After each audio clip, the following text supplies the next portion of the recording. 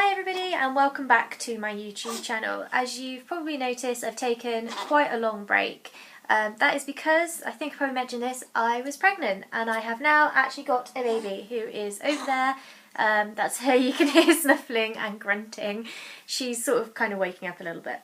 So I took the time when I was pregnant and when I had her because, you know, pregnancy is tough. It does a lot to your body, it's a really big journey, and, you know, fitting this and work, it just wasn't working for me. But now I'm on maternity, I am really keen to get back into the world of blogging and YouTube.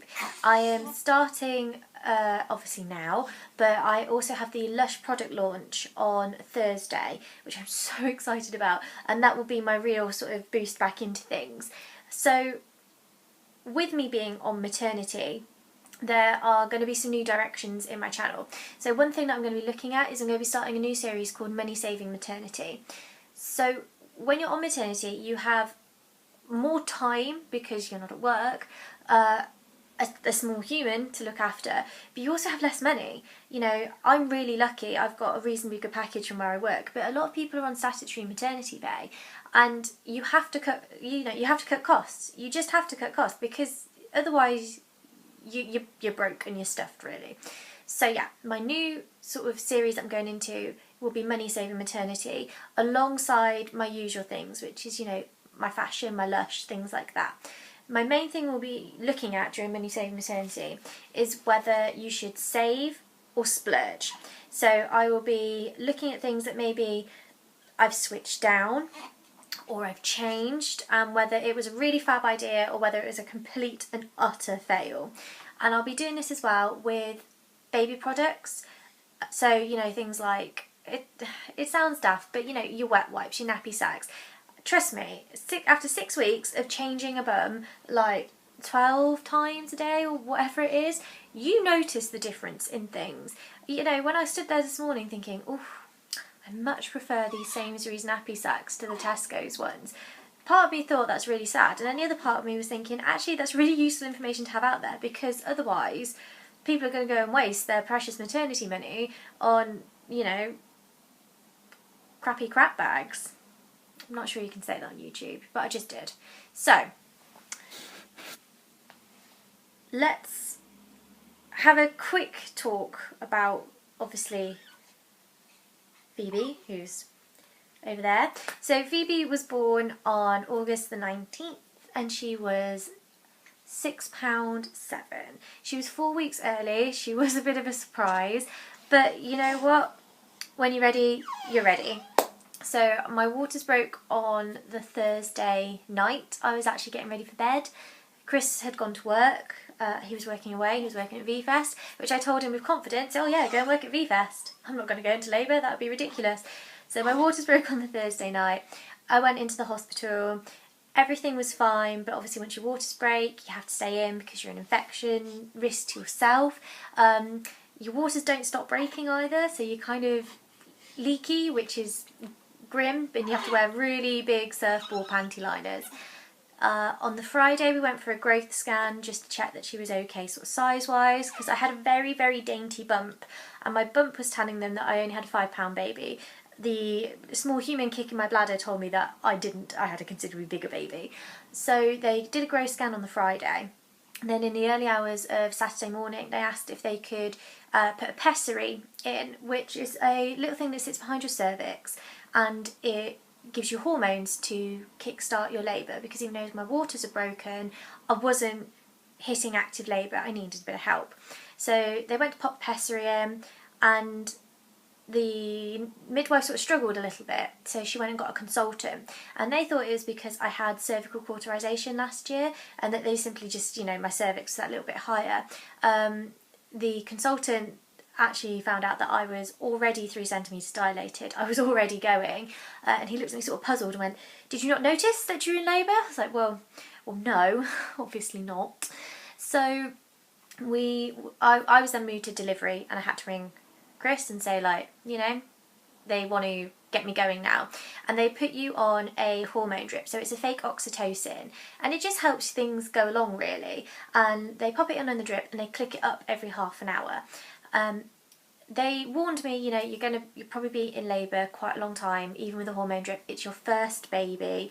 Nothing's really happened so far. You're in for the long haul, kid. And I was like, do you know what? That's fine. You can't eat when you're on the hormone drip. That was the only bit that really like scared me, because I get like really hangry. So I had the most amazing midwife called Ellie at Worcestershire Royal Hospital, and she was like, just have some time. So I actually fell asleep, because that's me. So the drip went on at 7:05. I fell asleep until about 9, and I started to feel some sort of like twinges in my back, and it felt kind of like period cramps actually, which I was like, oh, yay. And this sort of, went on, and they escalated a little bit, and, things started to build up. But because I thought I was going to be in labour all day, I didn't ask for any pain relief because I didn't want to be zonked all day. That's Phoebe waking up. So, yeah, I was having contractions. I was using golden thread breath from yoga to sort of get through them. Chris was rubbing my back. It was a very, it was a very calm, peaceful place. And eventually I was sort of wandering around, like trying to, moving through the contractions basically. And suddenly I felt and heard on the monitor a thunk. And I sort of, grabbed Chris and said a few swears. I was like, what was that? And the midwife said, oh, that's your baby dropping into your pelvis. And the next contraction came, and I was like, oh, okay, can I have some pain relief now, please? Like, I think I need some gas and air. So as she was sorting out my gas and air, I had this massive, overwhelming urge to push. And I sort of grabbed the midwife's arm in a panic, and I was like, Ellie, and this is never a graceful sentence, I was like, I either really need the toilet or I need to push. I can't tell which, I don't know what's happening. And she looked a bit sceptical because, by this point I'd be going less than 2 hours in active labour. And she said, oh, have some gas and air and we'll examine you. But you could tell on her face she was thinking, no way this woman needs to push. She examined me, and yeah, I needed to push. So next thing you know, you've got like all these people in the room, and they're all really, really nice. And I'm breathing gas and air like no one's business, because that stuff is amazing. And pushing through the contractions and asking you to push deeper, and you make these absolutely fantastic grunting noises. And we just sort of kept going like that, really. And eventually somebody said, oh, do you know what, baby's getting a little bit tired, you're getting a little bit tired, this is going really fast. We need to give you some help. We want to use a ventouse on you. It's like a little suction cup that they pop inside, put on baby's head, and just pull them out. It leaves a bruise though, it leaves a real mark, but it's completely safe, completely fine.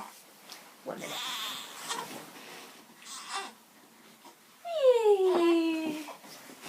So, yeah, ventouse on, an assisted delivery. Next thing I know, she's here, cords cut, they pop something in my drip to help me move my placenta's delivered, stitches are done, like she's weighed, she's checked, she's doing skin to skin, and it was a beautiful experience. And in total, it was 2 hours, 22 minutes. So you shot out, didn't you, baby? So after that, we had to stay in for a little bit just to have some precautionary antibiotics because of my waters and because of the ventouse. But as you can see, she is a very healthy and happy little baby. So yeah, we also moved house. I need to do a quick house tour at some point. But yeah, this was just an update really on where life has been, where life is going. Oh, okay. And just to let you know that I am back on the wonderful world of the internet. So my next couple of videos I'm planning on doing, let me check my list, are my breastfeeding essentials, because we exclusively breastfeed. It's quite a journey, it's really interesting, and there are a few products and a few things that I just couldn't live without really. I've got baby basics on the list, because I think when you're pregnant, you get an overwhelming, do I need this? What is it I actually need? So I'm going to really strip it down to the basics that we have needed. And then I'm thinking of also running occasionally a bit of a spread the love thing on Instagrams and blogs and other vloggers that I'm just really loving. So I think it's a good way to put a bit of positivity out on the internet, because I think some people can be so grim. It's not as bright as it looks on their face, by the way, don't worry. So yes, I'm back. I'm hoping to get more involved, and me and Phoebe are looking forward to creating some lovely content for you. I think that is me done, and I will see you soon. Bye!